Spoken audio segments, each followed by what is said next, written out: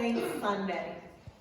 It's a wonderful day for us to reflect upon those people that have touched our lives and shared their faith and been living, loving disciples of Christ. You may have had a wonderful Sunday school teacher. You may have had a neighbor or an aunt or a mom or a friend who was brave enough to share the message of Jesus in this world. As I sit here and I contemplate the fact that we are getting ready closer and closer each day of celebrating 100 years that this church has been here, I just have to think about all the saints that have walked through these doors, have sat in these pews, have prayed the prayers, the Lord's Prayer, have lifted up their voice in song and praise of God. It reminds me of that PBS show, If These Walls Could Talk, This Old House. If these walls could talk, they would proclaim to us the love of Jesus Christ. They would tell us of difficult times and joyful times. They would tell us of people who grabbed on to the love of God, and even though it was difficult, they lived out their faith. The last line of the gospel today, reading, I think is one that has been speaking to me. For it says, "For the Son of Man came to seek and to save the lost." To me, that is the definition of what a saint is. Someone who takes those words on and goes out and purposely seeks to save the lost, to purposely bring the good message to the world. And our world certainly can hear it.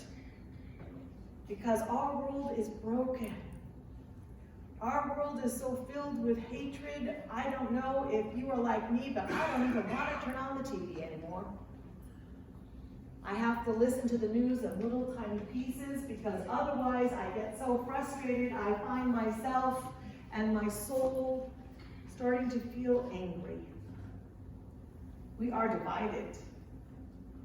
Studies show that less and less of us are going to church. More and more of us are believing that there isn't a God. More and more are having to say, I believe in a louder voice than ever before because they are put down for their belief, being told that what they believe in is fairy tales. We are the saints today. You know, we hear that all the time, that thing that says, oh, the children are the gift of tomorrow. And I always want to say, but the adults are the gift of today.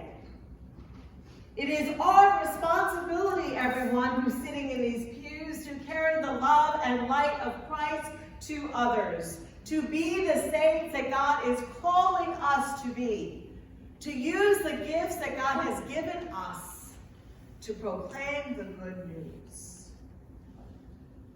Zacchaeus was a man that we are reading about today. Jesus used this very unlikely man to teach us the lesson today. Zacchaeus was a high tax collector. He was a chief tax collector. He was one of the Jewish people. And yet in his society, he was looked on down because he was the person who went and collected the taxes from his brothers and sisters. Can you imagine him at a dinner party? Everybody would leave. And here he is, and he has heard the whisperings, the stories that says that Jesus came for the sinners. That this man, Jesus, is willing to sit down and break bread with tax collectors and with prostitutes and with those who society has thrown away. It says that he was small and that he could not see past the crowd. Have you ever been in a crowd, maybe at a concert or something, and you can't see what's going on? Yes? Well, he couldn't see what was going on because the crowds would have blocked it. And so he got this idea in his head, and he ran ahead, and he climbed the sycamore tree, and he looked down so he could get a glimpse of Jesus. How many of you in Sunday school sang that little song? Zacchaeus was a wee little man. He was a smart man. He climbed up on that tree, and there he was able to see Jesus, and Jesus looks up at him and says, "Come on down, because I am going to have supper in your home today." And because he ran ahead, because he was someone who was curious about the faith, because he came in contact with Jesus, his life changed. It says in there that Zacchaeus says that he will go ahead and give back the money that he has stolen, and his life will never be the same again. That's an amazing story. How many people in our world today need to hear that story? How many people need to hear that Jesus is for those who are lost, for those who are addicted to drugs, for the teenager who cannot figure out where they fit in, for the homeless, for the single mom who's overwhelmed, for the person who is working 2 and 3 jobs just trying to get their family to stay afloat, or the senior citizen who was lonely because they live here and their family has gone away, or they don't have family anymore because all their friends and loved ones have gone and they are left. It says that the Son of Man came to find the lost and the lonely and to reach out to them. I think if we take that line today and we just tweak it just a little bit, we can say, the saints of the church today are called to reach out to the lost and the lonely. The saints of the church today are called to build up the church, to reach out to those who need to hear the message that they are loved. When I was at the Gay Pride Day a month ago, you would not believe how many people came up to me and said, "There's a church that would welcome me? There's a church that says it's okay if I love somebody who's the same gender as me? There's a church like that? Where?" Because so many people have heard that God only loves this many people. And these people who live this way. But the scripture says today that the Son of Man came for the lost and the lonely. The disciples of God's following of Jesus Christ, the saints today, are called to reach out to those who are hurting, who are looking and yearning for something, and they don't know where they can be accepted. I came here, it's hard to believe, 4 years ago. And I remember sitting down with the search committee, and they were saying, we want to broaden our church. We want to be open and affirming. We want to be welcoming. Would you help us walk through that process? My response was yes. I've never done it, but yes, I believe that that's what God is calling us to do. And ever since I came here about 4 years ago and I met Jim, one of the things that he said to me was, wouldn't it be great if we had screens? Wouldn't it be great if at some point we could have a service that had lots of music that was like Joy FM, modern music, and we tried to reach out to the younger folks. Nothing wrong with who we are, but it's taking that message today of reaching out to those who are lost and lonely. When I was at that Pride Day, I saw a lot of people who were lost and lonely. I saw parents who said, we don't go to church. I saw young people who said, I don't go to church. I know that there are many parents today who are struggling to find a church that represents what they believe in their hearts. That they can find a church, seeking to find a church to raise their children, to know that all of God's children are welcome. I have a 22-year-old.